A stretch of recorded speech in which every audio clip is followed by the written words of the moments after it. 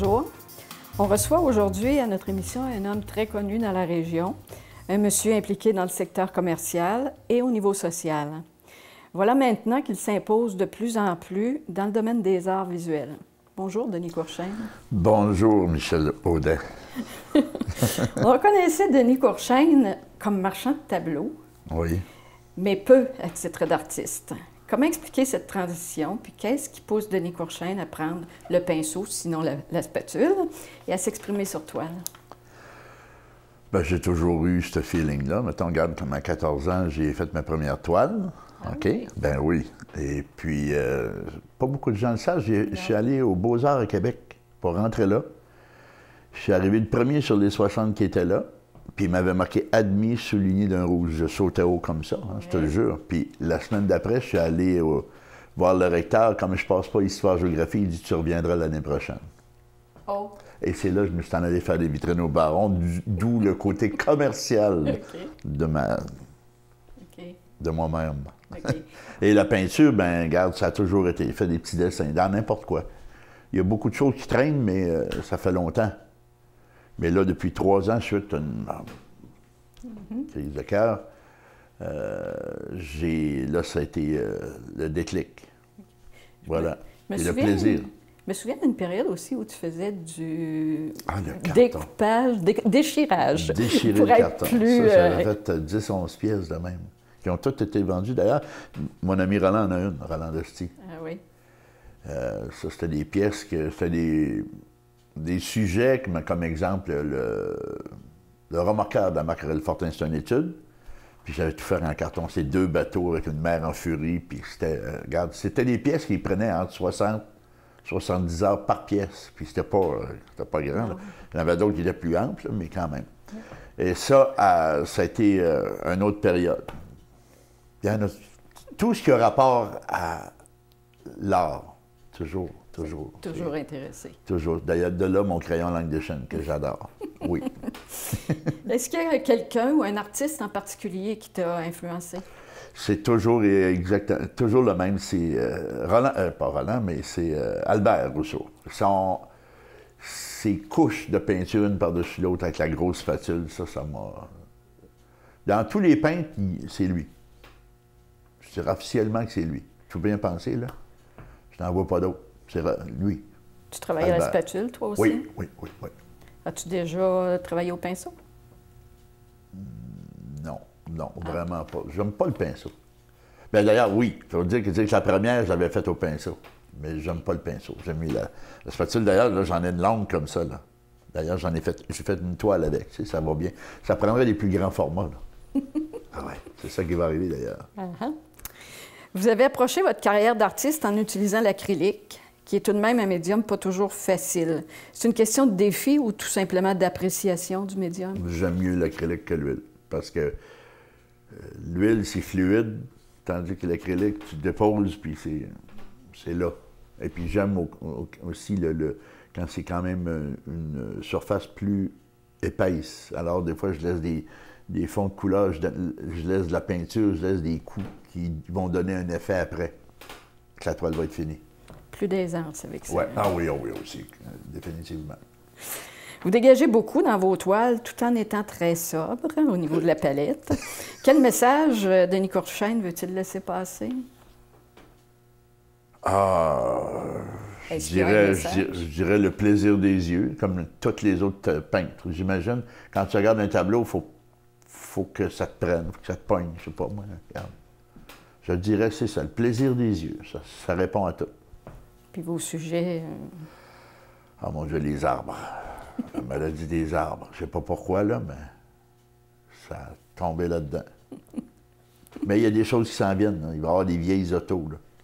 En tout cas, c'est une autre histoire, ça. Okay. C'est en train de se dessiner. Là. Ouais. Ça va bien aller avec les maisons, de toute façon? Ça va être rouge. C'est toujours le rouge qui me fascine. C'est la défense et en même temps l'agressivité. Hein? Et la passion? Ah, ben oui. J'imagine, hein? Ça doit aller avec. En peu de temps, vous avez développé un style vraiment particulier. Vous avez déjà ce qu'on appelle une signature, ce qui est assez rare pour le peu de temps. Dans l'espace de temps, c'est ça. Comment expliquez-vous un essor aussi rapide? Ah, mon Dieu, j'imagine, c'est parce que j'ai vendu beaucoup de toiles depuis une trentaine d'années. Puis, à force de voir des tableaux de près, les coups de pinceau, la manière de peindre, j'imagine que ça vient de là parce que, regarde, quand tu regardes un Rousseau, tu regardes même, entre autres, un Macquerel-Fortin que j'avais réussi à passer. Puis, tu vois les couleurs, tu vois regarde, moi, je dis que ça vient de là, d'avoir vu autant de tableaux. L'observation. L'observation, puis de voir, regarde, je suis capable de dire, je sais pas, moi, un Yakorto, si c'est un vrai ou un faux, là. Oh, ouais, garanti. Ça, puis un Cosgrove. D'ailleurs, je les ai trouvés, les deux, ceux-là. Ah ouais? Mais à l'œil, tu vois quand même les coups de pinceau. Non, non, c'est pas lui. Et ça vient tout seul. On dirait que ça s'emmagasine, puis à un moment donné, pouf, ça sort. J'imagine que les toiles que moi je fais, c'est avec le bagage que j'ai vu, j'imagine que ça doit sortir en quelque part, hein, d'une façon ou d'une autre. Hein. C'est tout emmagasiné, je pense, moi. C'est vrai. Pas je pense, je le crois. Tant qu'être rendu là. Quel est le plus grand rêve de Denis Courchaine, l'artiste? Peindre jusqu'à temps que je meure. Le plus loin possible. Ah ben oui, regarde. De toute façon, j'ai encore au moins une trentaine d'années avant de moi. Ça fait qu'on va en sortir assez pour peut-être un jour laisser la marque, mais ça, c'est pas grave. Moi, quand je vais être parti, regarde, les autres vont continuer. Hein? Pourquoi pas? Ben, why not? Il y a toujours une relève. Hein? Toujours, puis tant mieux. Il faut que les arts, ça continue. Hein? D'ailleurs, ça. depuis le temps que ça existe. La région de Thetford, justement, compte sur un noyau très intéressant d'artistes et d'artistes de très haut calibre. Oui. Comment expliquer ce phénomène? Que ce soit en peinture, tout ce qui est culturel, art à Thetford, c'est surprenant. Rien qu'au niveau chanson. Regarde, t'as Michel Louvain, on va en parler, mais il y a 70 ans, ce gars-là, ça fait 50 ans qu'il chante. Oui. Il vient de chez nous. Les peintres, regarde, Lisée, Roy, Dosti est en Afrique, imagine-toi. C'est... Qu'est-ce qui fait que... Je ne sais pas. C'est peut-être parce qu'on est dans les montagnes, puis qu'on est bien ici. La ville est extraordinaire. C'est une ville de qualité. Le paysage aussi était assez inspirant, probablement. Ben, les montagnes, regarde. Moi, j'ai un de mes chums qui revient bientôt. Là. Ben, il a acheté un chalet au lac. Mais il était à Montréal depuis une trentaine d'années. Là, il revient, puis regarde, c'est la terre qui le ramène. Là. Il veut absolument revenir. Lui, c'est ça. Il arrive dans le bout de Saint-Ferdinand, puis il voit les montagnes, puis là, il est heureux. Tandis que le reste, tout est planche, tout est plate. Alors, tu as raison là-dessus. Je dirais, moi, que les montagnes ils ont quelque chose. Peut-être pas rien que les grises, là. Malgré que les grises, c'est encore spécial. Il y a rien que nous qui a ça. C'est vrai. Il ne faut pas les cacher, il faut les montrer. Exactement. D'ailleurs, mon chum, il venait de la rue Smith. Il est venu au monde dans la rue Smith. Ah oui? OK. Tu as toujours été dans la région, toi? Oui, oui. Malgré que maintenant, je demeure à Sacré-Cœur-de-Marie, à Adstock. Cette région élargie un peu. Mais... Oui, bien, on est chez la montagne, on est près du Seigneur, alors... J'espère que c'est pas trop fou. T'as pas l'ambition d'aller à l'extérieur? Ah oui, ah oui. Ben là, je fais probablement une exposition. Là. Martine Cloutier m'a parlé de ça. Là. C'est à Granby. Fait qu'on va... Tu sais, il y a tellement de... On est tous ensemble. Hein? Tu sais, je vais avec Guy Roy bientôt pour une semaine à Charlevoix. Après ça, c'est Martine. Après ça, avec Claude de Lille, Jacques Lisée. Ça finit qu'on est... On est toute la même famille. On a toute le même... Ce qui est plaisant quand on est ensemble, là, on est 7-8, là, c'est comme... on a toute la même idée. On peint, après on fait un petit lunch, on blablabla, puis on recommence, puis tout le monde est heureux. C'est ça la peinture. L'art. Exact. Chaque artiste travaille bien sûr pour son plaisir, mais aussi pour montrer son savoir-faire. Puis d'après vous, est-ce que la région possède assez d'infrastructures pour mettre nos artistes en valeur? Bien là, à date, ils ont des bons bouts de fait. Hein? Tu vois, le symposium, qui est une qualité, puis qu'on est chanceux d'avoir... On nous reçoit, là, regarde, c'est incroyable, les repas, tout est... C'est vraiment bien fait. Ensuite, tu as la Station des Arts, donc Guy Roy est là. La Galerie d'art aussi, tu sais, je veux dire, Serge, il s'est mis le nez un peu dans le gros, hein? Tu l'as vu dans l'aréna, il avait mis... Comment il y avait de tableaux à l'aréna? 500? 1000? Au-delà de 500, oui. Il n'y a pas beaucoup d'hommes qui ont fait ça, là. Non. En tout cas, ce qui fait que la ville de Thetford, puis en plus, oui, Luc Berthold et Laurent Lessard ont mis chacun 5 000 $ pour les artistes, faire une collection à la ville. Tu sais, moi, je crois qu'il y a vraiment beaucoup de faits à date. Carmen, qui ne lâche pas non plus. Il y a la nouvelle politique aussi, la nouvelle politique culturelle, je pense, là, qui est sortie. Je ne sais pas si elle est complètement mise en place. C'est suite à des rencontres, des discussions. C'est la ville qui a monté une politique culturelle. Ben, regarde, tu me l'apprends, là. Je suis pas au courant, là. Mais il reste qu'on voit quand même qu'il y a quelque chose qui se passe parce qu'ils bougent. Puis les artistes ont de la place. Regarde ici, avec la galerie, les gens voient ce que les artistes font de la place. Ça prend de la visibilité. Ah oui, oui, mais il reste qu'on est chanceux. Avec une ville comme on a là, on est chanceux. Surtout. Oui. Petite question piège. Si on vous offrait de relever un défi en art, quel serait le fantasme que vous aimeriez réaliser? Un panneau. Un 8 par 10, là, avec ma grosse spatule, là, je pense que j'aurais du plaisir. Ah oui? Vraiment. Et ça va venir, ça, mais il reste que pour là, c'est... Mais c'est déjà des formats quand même assez intéressants. Vous faites au niveau grandeur, là. 30, 40. Ouais, mais j'ai beaucoup de pièces aussi plus étroites sur le long. Mais en gros, j'aimerais... quand je vois une toile de Guirouet, regarde, je la vois la grandeur, puis je me dis, il me semble qu'avec ma belle grosse spatule, je dis ma truelle quasiment, là. Là, il me semble que ça irait bien, tu sais. En tout cas, ça, c'est le prochain gros trip que je vais faire, ça va être ça. Un grand morceau. Ça, c'est intéressant à faire dans un symposium. Ah, ben oui, tu vois-tu, là, tu m'amènes à penser à ça, que pour l'an prochain, symposium, faire un coup de fou, là, comme ça. Ah, OK. Merci, Michel. Est-ce qu'il y a des artistes qui vous ont particulièrement marqué? Et pourquoi? Tu parles dans la région ici, là? Ici, ailleurs. Marqué. C'est sûr qu'on a parlé de Rousseau tantôt. Rousseau, ben oui, lui, Rousseau, ça c'est... Est-ce qu'il y en a d'autres au niveau palette de couleurs, au niveau façon de travailler, au niveau... Ah ben Lisée, jaillit pas, parce que lui, il reproduit des choses il y a 5... Il donne un sujet aujourd'hui, puis il le reproduit il y a 50 ans. Fait que ça, jaillit pas la dynamique que ça y donne à lui, ça. Puis d'autres comme couleur. Non, moi, je veux dire, genre, peut-être stocké sur Rousseau, là. Les styles comme les impressionnistes ou des surréalistes. Ah, ben j'étais allé voir ça à Québec, les impressionnistes, ça c'est de toute beauté. Ah, il y en a peut-être un en bas. D'ailleurs, en bas de l'exposition, c'était Horatio Walker, qui est de l'île d'Orléans. Oui. Ça, c'est de voir la lumière, parce que c'était très clair-obscur, mettons des bœufs. Oui. Ben, le devant ici, là, c'est le nez, là, c'était blanc, mais c'était tellement clair là, que tu aurais juré que le bœuf est bougé. Alors ça, comme qualité de peinture clair-obscur, ça, c'en est un. Ça. Horatio Walker, je le mettrais dans mon monde. Oui. Où trouvez-vous votre inspiration habituellement? À part des arbres qu'on a parlé tantôt un petit peu, là? Ça, c'est bien... C'est comme... je termine un tableau, j'ai déjà un autre de près dans ma tête. Mais l'inspiration, exemple, comme... tiens, on va parler de ça. Vois-tu, tous les bâtiments, c'est des photos que j'ai prises à Sacré-Cœur de Marie, à Adstock en haut. J'en ai un petit peu à l'extérieur, mais la plupart sont là. L'inspiration, quand je vois des vieux bâtiments, je trouve que ça a... c'est des témoins, ça. Hein? C'est des témoins de... Je comprends pas pourquoi témoins du temps. Les témoins du temps. D'ailleurs, on le sait, c'est que le temps. C'est ça. Et puis le rouge, ben c'est comme une... c'est le pouvoir, c'est l'agressivité, c'est la défense, mais l'inspiration, regarde, je veux dire, dans les dernières que je suis en train de faire, c'est en train de changer. C'est plus rien que les arbres qui sont rouges, là, c'est les ciels. D'ailleurs, vous n'en avez pas vu encore. Mais là, je suis à ma 4e.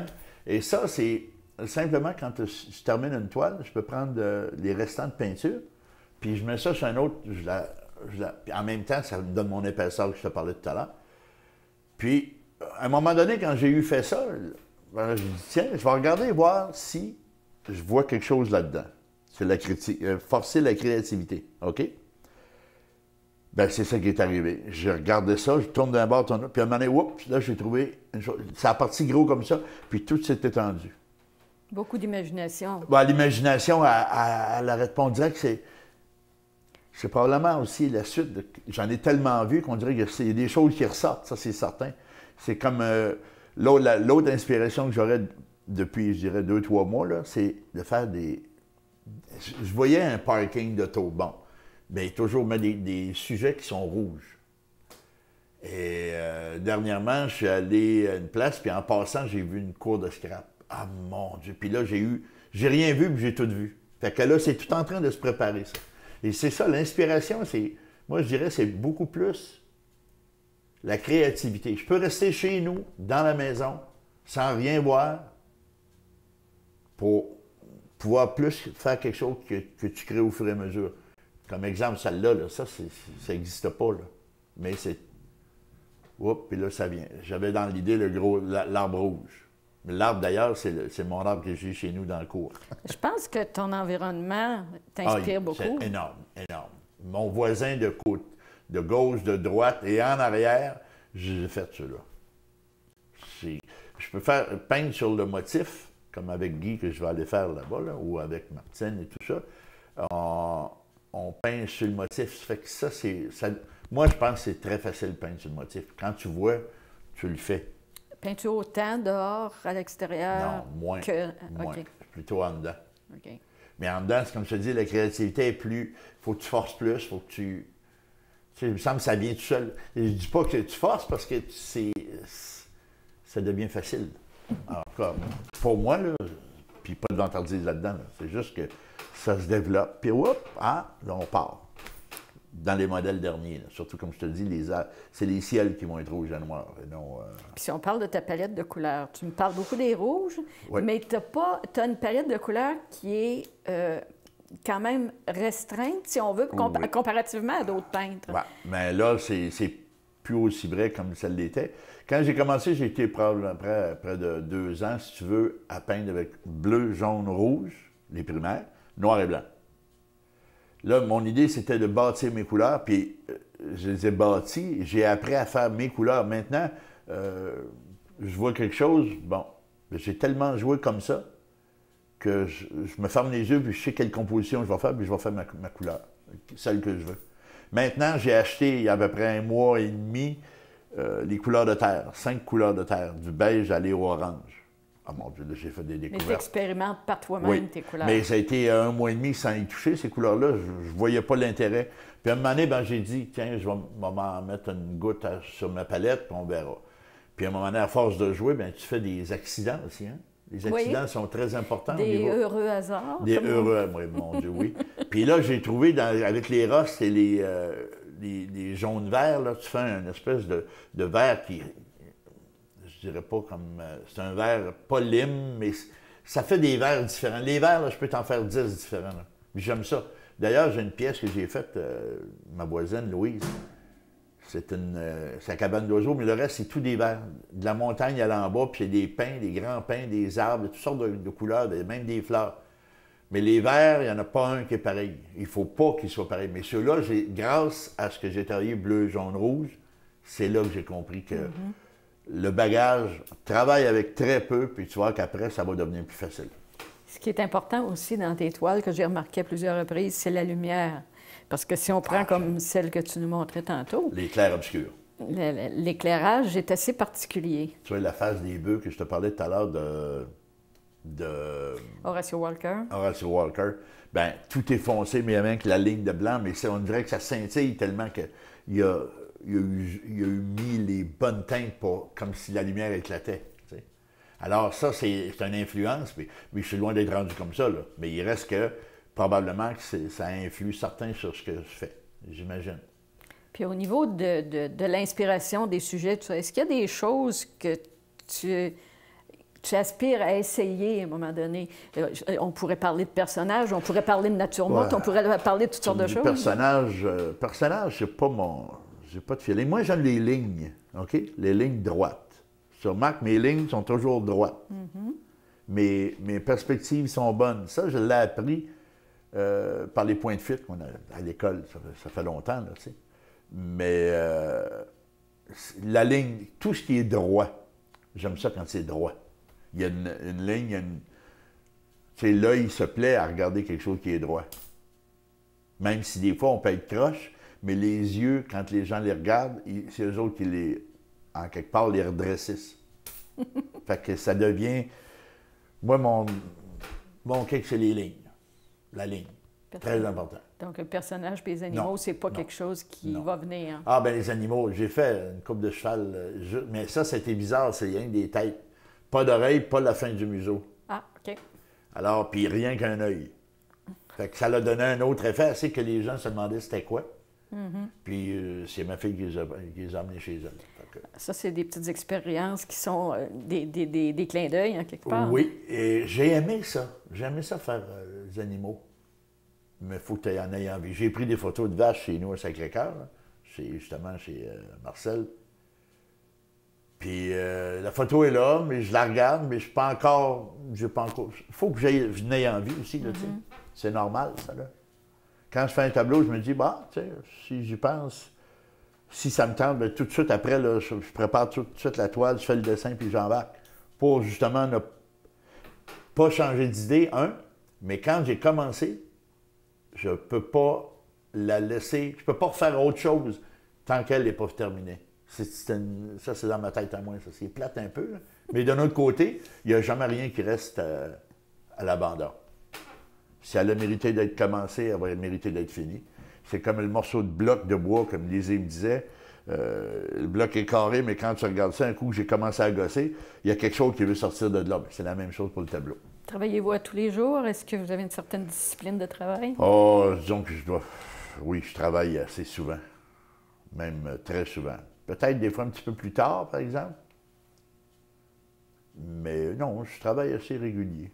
Mettons, à peu près 3 jours semaine, certains. 4.